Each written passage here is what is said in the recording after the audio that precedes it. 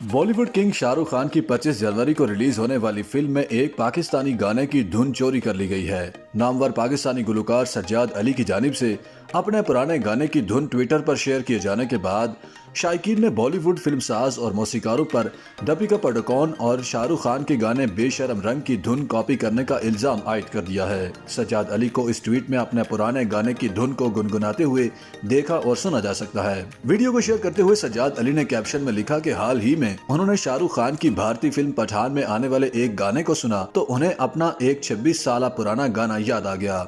सज्जाद अली ने बताया कि उन्हें अपना पुराना गाना अब के हम बिछड़े तो किताबों में मिलेंगे याद आ गया। साथ ही फिर उन्होंने पुरानी धुन में तरतीब दिए गए अपने गाने को गा कर भी सुनाया।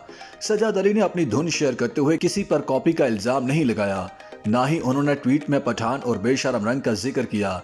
ताहम उनकी धुन सुनने के बाद कई अफराद ने उनकी ट्वीट को रीट्वीट करते हुए दावा किया कि उनकी धुन को चुरा कर ही शाहरुख खान और दीपिका पादुकोण का गाना बेशरम रंग तैयार किया गया। लोगों ने भारतीय फिल्म साजों और मौसीकारों को पाकिस्तानी गुलकार की 26 साल पुरानी धुन चोरी करने पर तनकीद का निशाना बनाते हुए उन्हें शर्म दिलाने की कोशिश की। दिलचस्प बात यह है कि जहां बेशरम रंग की धुन सज्जाद अली के गाने से मिलती जुलती है, वहीं इसकी शायरी के बोल एक और पाकिस्तानी पुराने गाने हमें तो लूट लिया मिलके हुस्न वालों ने से मिलते जुलते हैं। इसके अलावा बेशरम रंग की धुन को मुतादिद अफराद ने बॉलीवुड के ही एक और गाने घुंघरू टूट गए की कॉपी भी करार दिया।